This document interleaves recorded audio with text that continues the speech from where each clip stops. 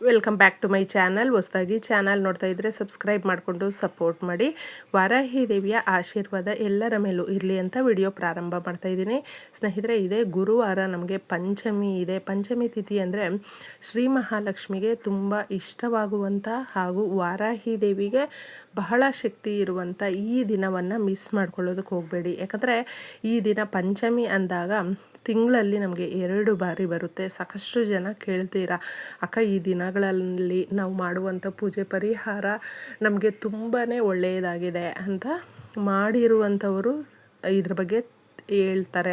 ಇದೇ ಥರನೇ ಸ್ನೇಹಿತರೆ, ನೀವು ಕೂಡ ಮಾಡ್ಕೊಂಡು ನೋಡಿ. ಅದರಿಂದ ಎಷ್ಟೊಂದು ಒಳ್ಳೆ ರಿಸಲ್ಟ್ ಅನ್ನೋದು ಬರುತ್ತೆ. ಯಾಕಂದರೆ ಗುರುವಾರ ಅಂದರೆ ನಾವು ಲಕ್ಷ್ಮಿಯ ವಾರ ಅಂತ ಕೂಡ ಹೇಳ್ತೀವಿ. ಆ ದಿನವೇ ನಮಗೆ ಪಂಚಮಿ ಬಂದಿರೋದ್ರಿಂದ ವಾರಾಹಿ ದೇವಿಯನ್ನು ಮತ್ತೊಂದು ಹೆಸರಿನಲ್ಲಿ ಕೂಡ ಪಂಚಮಿ ಅಂತ ಕರಿತೀವಿ.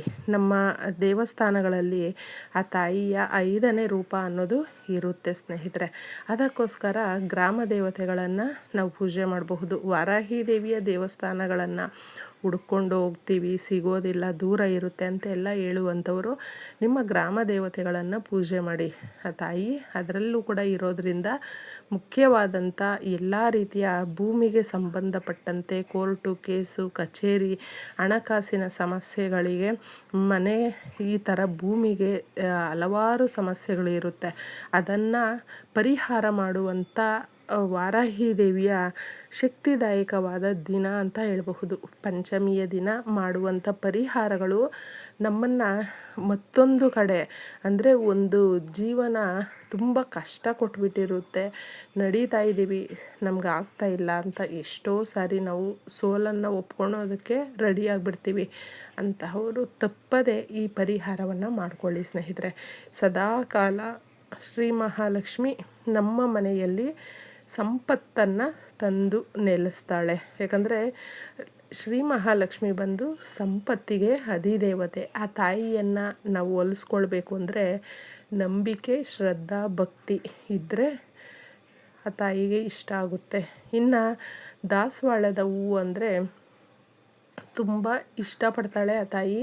ಯಾಕಂದರೆ ದಾಸವಾಳದ ಗಿಡನೇ ಒಂದು ಶ್ರೀ ಮಹಾಲಕ್ಷ್ಮಿ, ಭೂದೇವಿ ಇಬ್ಬರೂ ಕೂಡ ಆ ಗಿಡದಲ್ಲಿ ನೆಲೆಸಿರುವಂಥದ್ದು. ಆದ ಕಾರಣ ನಮಗೆ ಭೂಮಿಗೆ ಸಂಬಂಧಪಟ್ಟಂತೆ, ಒಡವೆಗಳಿಗೆ ಸಂಬಂಧಪಟ್ಟಂತೆ, ಸಂಪತ್ತಿಗೆ ಸಂಬಂಧಪಟ್ಟಂಥ ಪರಿಹಾರಗಳನ್ನು ನಾವು ಮಾಡಿಕೊಳ್ಬೇಕು ಅಂದರೆ ಈ ರೀತಿ ನೀವು ಒಮ್ಮೆ ಮಾಡ್ಕೊಂಡು ನೋಡಿ. ಮನೆಯಲ್ಲಿ ಎಷ್ಟೋ ಸಮಸ್ಯೆಗಳಿರುತ್ತೆ, ಅಥವಾ ನಾವು ನಮ್ಮ ಮನೆಯಲ್ಲಿ ಬಡತನದಿಂದ ಕೂಡಿದೆ, ಎಷ್ಟು ದುಡಿದ್ರೂ ನಮ್ಮ ಮನೆಯ ಸದಸ್ಯರು ಎಲ್ಲರೂ ಕೂಡ ದುಡಿತಾ ಇದ್ದೀವಿ, ಆದರೂ ನಮಗೆ ಬರಿಗೈ ಆಗಿಬಿಡುತ್ತೆ. ತಿಂಗಳ ಕೊನೆಯಲ್ಲಿ ಮತ್ತೆ ಸಾಲ ಮಾಡಿಕೊಳ್ಳುವಂಥ ಪರಿಸ್ಥಿತಿ ಬರುತ್ತೆ. ಈ ಥರ ತುಂಬ ಜನನ ನಾವು ಅಬ್ಸರ್ವ್ ಮಾಡ್ತಾ ಇರ್ತೀರಿ ಸ್ನೇಹಿತರೆ. ಕಡಿಮೆ ಸಂಬಳ ಇದ್ದರೂ ಕೂಡ ಎಷ್ಟು ಚೆನ್ನಾಗಿ ಅಚ್ಚುಕಟ್ಟಾಗಿ ಜೀವನ ಸಾಗ್ತಾ ಇರುತ್ತೆ. ಅವರು ಆಸೆ ಪಟ್ಟಂಥದ್ದು ಕೂಡ ತಗೊಂಡು. ಆದರೆ ಕೆಲವೊಬ್ಬರು ಕೈ ತುಂಬ ಸಂಬಳ ತಗೊಂಡ್ರು ಕೂಡ ಅದು ಸ್ವಲ್ಪ ದಿನಕ್ಕೆ ಖಾಲಿಯಾಗಿಬಿಡುತ್ತೆ. ಮತ್ತೆ ಸಾಲ ಮಾಡಿಕೊಳ್ಳುವಂಥದ್ದು ಪರಿಸ್ಥಿತಿಯನ್ನು ತಂದುಕೊಳ್ತಾರೆ. ಬೇರೆ ಥರ ಖರ್ಚುಗಳು ಜಾಸ್ತಿ ಬರ್ತಾನೆ ಇರುತ್ತೆ. ಆ ಖರ್ಚುಗಳನ್ನು ಕಡಿಮೆ ಮಾಡೋದಕ್ಕೆ ಮುಖ್ಯವಾಗಿ ನಾವು ದುಡಿಮೆ ಅನ್ನುವಂಥದ್ದು ಬಹಳ ಮುಖ್ಯ. ದುಡಿತಾ ಇದ್ದೀವಿ ಆದರೂ ನಿಲ್ಲಲ್ಲ ಅಂತ ಹೇಳಿದ್ರೆ ಆದಾಯವನ್ನು ಹೆಚ್ಚಿಸ್ಕೊಂಡು ನಾವು ಉಳಿತಾಯ ಮಾಡುವಂಥದ್ದು, ಅದು ಎಲ್ಲವೂ ಕೂಡ ಖರ್ಚುಗಳು ಕಡಿಮೆ ಆಗುವ ರೀತಿ ನಮಗೆ ಈ ಪರಿಹಾರಗಳು ಕೂಡ ಸಹಾಯಕ್ಕೆ ಬರುತ್ತೆ. ಅದಕ್ಕೋಸ್ಕರ, ಯಾಕಂದರೆ ಪರಿಹಾರ ಶಾಸ್ತ್ರಗಳಲ್ಲೇ ಇವುಗಳ ಬಗ್ಗೆ ತಿಳಿಸಿರುವಂಥದ್ದು. ನಾವು ಮಾಡುವಂಥ ವಿಧಾನ ಇರುತ್ತೆ ನೋಡಿ, ಅದನ್ನು ನಾವು ಫಸ್ಟ್ ಅರ್ಥ ಮಾಡ್ಕೊಳ್ಬೇಕು. ತಾಮ್ರದ ಚೊಂಬಿನ ಪರಿಹಾರ ಅಂದರೆ ಶ್ರೀ ಮಹಾಲಕ್ಷ್ಮಿಗೆ ತುಂಬ ಪ್ರೀತಿಕರ. ಯಾವುದೇ ಪೂಜೆ ಪುನಸ್ಕಾರಗಳು ನಾವು ಮಾಡಬೇಕು ಅಂದರೂ ಕೂಡ ತಾಮ್ರದ ಚೊಂಬಿಲ್ಲದೆ ಕಂಪ್ಲೀಟ್ ಆಗೋದಿಲ್ಲ.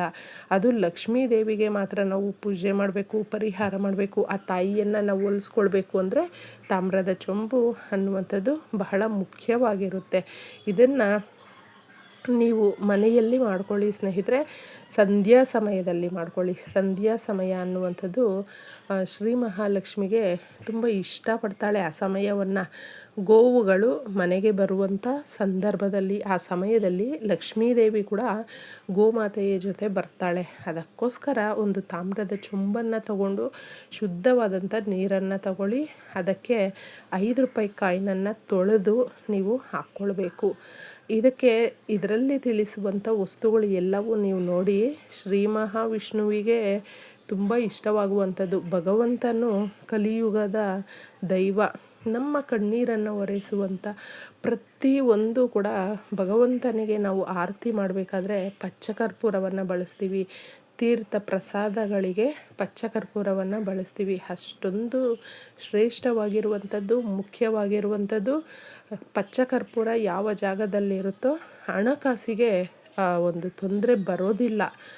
ಬರ್ತಾಯಿದೆ, ನಾವು ಆದರೂ ಬಳಸ್ತಾ ಇದ್ದೀವಿ ಅಂತ ಹೇಳಿದ್ರೆ ಕಷ್ಟಗಳು ಕಡಿಮೆ ಆಗುತ್ತೆ ಇದನ್ನು ಬಳಸಿದಷ್ಟು.